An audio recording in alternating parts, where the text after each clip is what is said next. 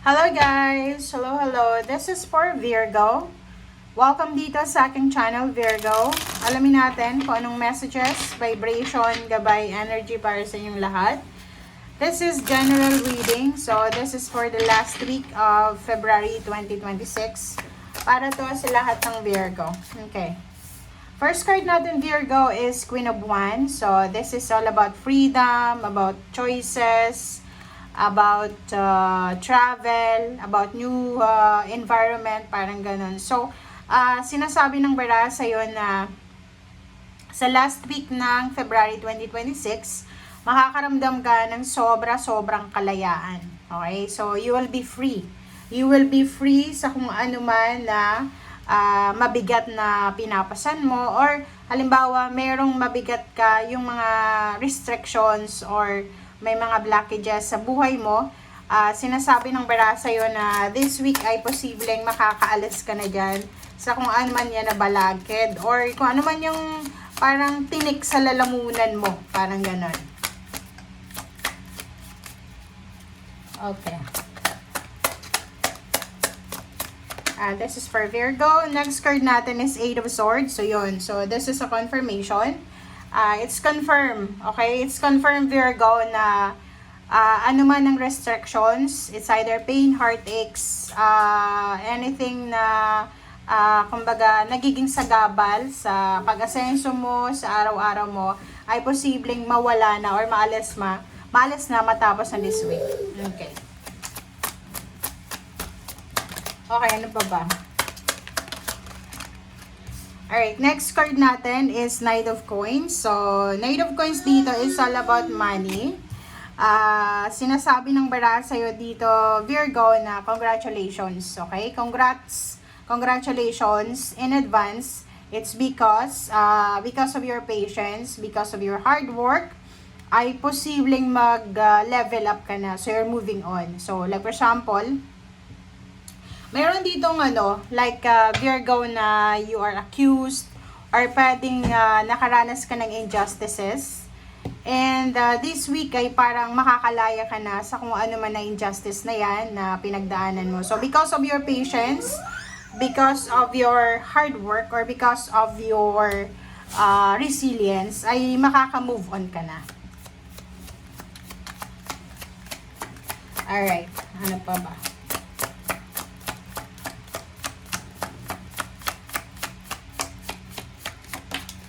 Okay. Next card natin is the Vision. Okay. So, this week, sinasabi ng barahan na siguro mayroon kang naging kaaway, mayroon kang kaso, or anything na involved ka, na posibleng, maayos na. So, there's a clarity, there's an answers, there's a conclusion na posibleng mangyari sa linggong ito. Like for example, matagal kang nagtago sa iyong comfort zone because of differences, competition, or takot, fear. And this week ay magiging maayos yung takbo ng iyong buhay, lalo na sa pera. Sa usapin sa lapiden, sinasabi ng bara sa'yo dito na yung mga financial problems mo ay posibleng masettle yan. Okay? And Nine of Wands. Meron ditong Virgo na siguro sobra-sobra kang busy. Sobra-sobra kang abala. Panay overtime. You're super busy, you're hardworking. It's because of money. So, gusto mong makaipon ng pera. Gusto mong magkaroon ng savings. Gusto mong masettle yung mga balance mo, yung mga utang mo. So, nakikita natin dito na double time and hard worker ka, multitasker ka sa linggong ito. Alright. Next card natin is Two of Wands. So, there's yun na nga. Parang ang sinasabi ng bara sa'yo dito, Virgo, na ang dami-dami mong mga pinagpipilian, ang dami mong choices and options. And this week ay medyo mahihilo ka, medyo mako-confuse ka sa kung ano man ang choices and options na yan. Clear the air, so distant thunder. So talagang ang linggong ito ay maganda para sa mga Virgo kasi may mga reconciliation, may mga renewal of relationship, may mga pagkakataon ka na may paliwanag yung side mo, may lalabas na katotohanan, may lalabas na, parang anong tawag dito, may lalabas na result or outcome. Okay. Next card natin is discovering the truth. Okay, discovering the truth. And dito sinasabi ng baraha, maraming sekreto ang posibleng mabubunyag. Madidiscover mo, malalaman mo yung katotohanan. And sinasabi ng baraha sa'yo dito na maraming kwento na posibleng lalabas sa linggong ito. Okay, maraming kwento ang posibleng lalabas sa linggong ito. So, kumbaga, this week ay ito yung linggo na parang magki-clear out yung lahat ng mga dati ay malabo, 'di ba? Malabong relationship, mga third party, mga sekreto na 'yan, madidiscover mo yung katotohanan or there's a discovery ng strength mo or power sa linggong ito. All right.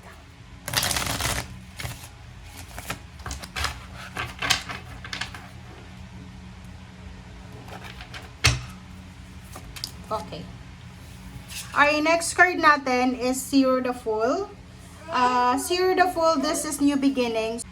Okay, so this week then, there's a new beginnings. Like, meron kang risky decision about sa bago mong trabaho, bagong negosyo, bagong relationship, bagong plano. So, maraming posibleng pagbabago ka na magaganap. Or na makukuha or gagawin. Okay? For buwan, so nakikita natin dito na yun, may mga Virgo na posibleng mag-take ka ng rest na like maglo-loan ka ng money, mag-invest ka, and there's also parang new beginnings about the love life or family. So you're pwedeng starting a new family, you're starting to dream about your dream house, or marami ka na posibleng gagawin or sisimulan or maybe ipa-planning. Okay, magpa-plano yung lahat, magka-canvas, like gusto mong magpatayo ng bahay, so you are searching for parang plano para sa bahay, parang ganun. Alright, 5 of Swords. So yung 5 of Swords dito, this is about the failures, about na doon sa mga bagay-bagay or sitwasyon na kailangan mong kailangan mong i-let go. Okay?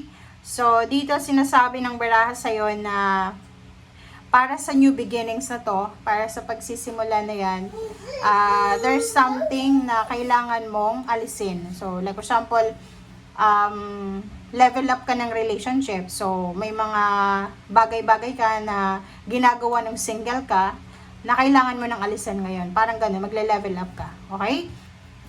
And sa ilalim mo dito, there's the star. Okay? Yung the star dito, sinasabi ng barahan na Virgo, kung itutuloy mo lahat ng plano mo sa ngayon, you will succeed. Financially, you will be super successful. So, congratulations. Bye!